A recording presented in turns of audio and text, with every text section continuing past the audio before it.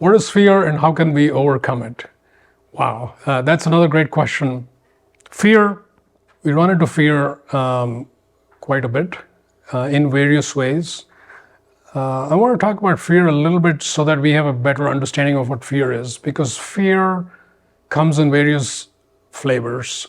There can be situational fears. For example, somebody's fearful of flying, or somebody's fearful of closed spaces.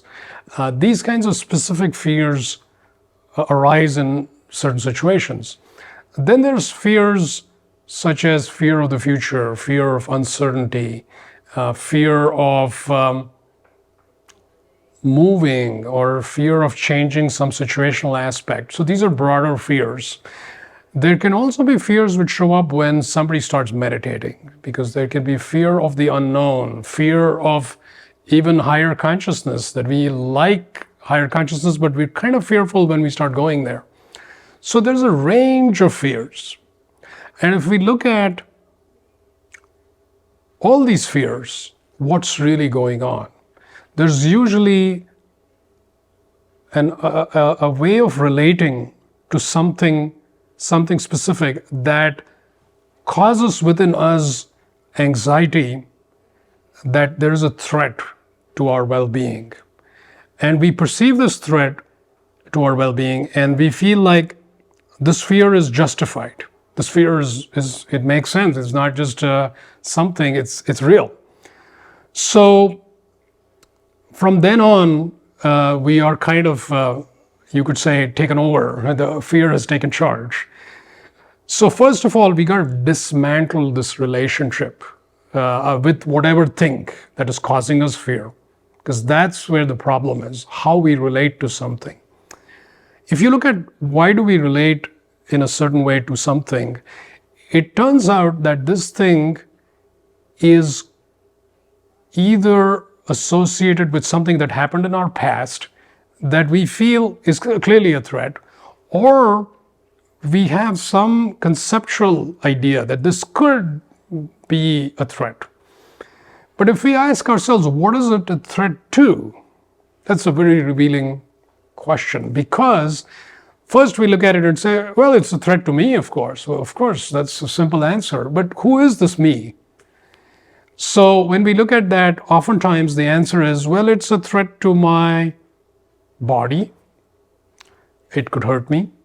Or it could be a threat to something that I care about, or one of my possessions. It could be a threat to that, or it could be a threat to my livelihood, and so forth. All of these, if you notice, are centered around finite physical reality.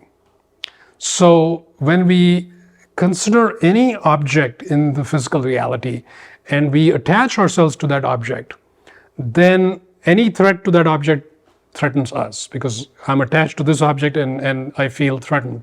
The fact of the matter is, in this physical reality, everything is fragile, everything is temporal, and everything is going to dissolve sooner or later.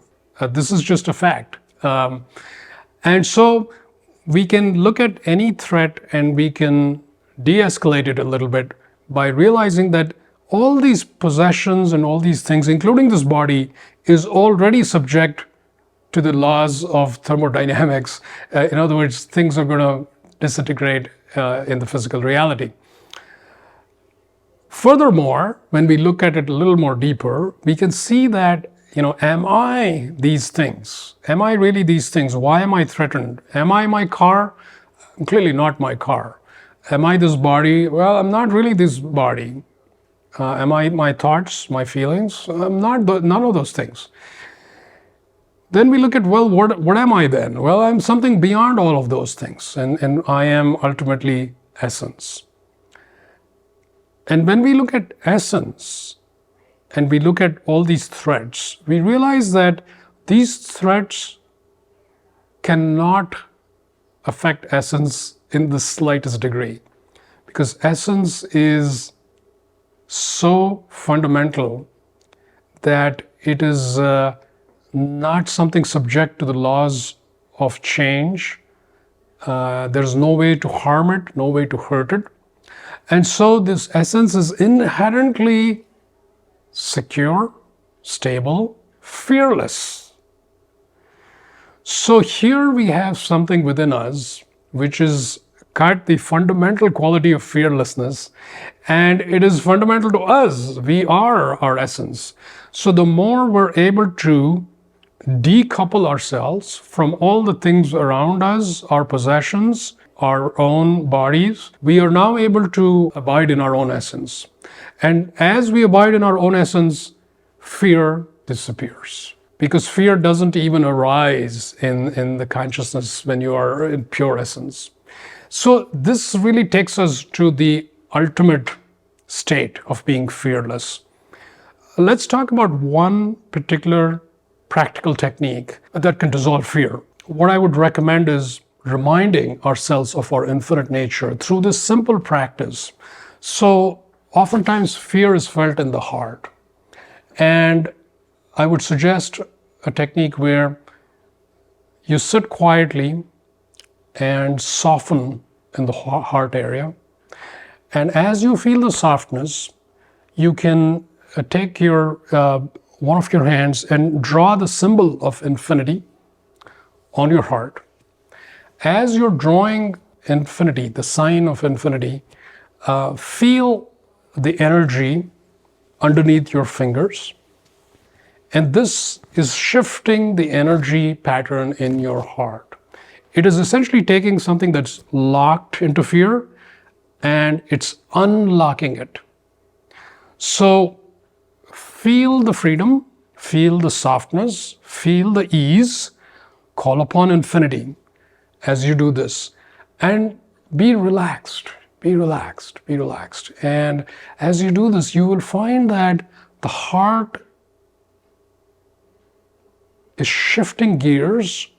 It is going to this place of openness and ease where there is no fear, and the entire body follows the heart. So the body starts relaxing, the mind picks up on it, the fearful thoughts suddenly don't seem that interesting. You feel like I'm feeling so good without being fearful, I would rather feel that way. So the fear dissolves. So that's a technique you could try anytime. It's very simple, and you will find fear dissipating.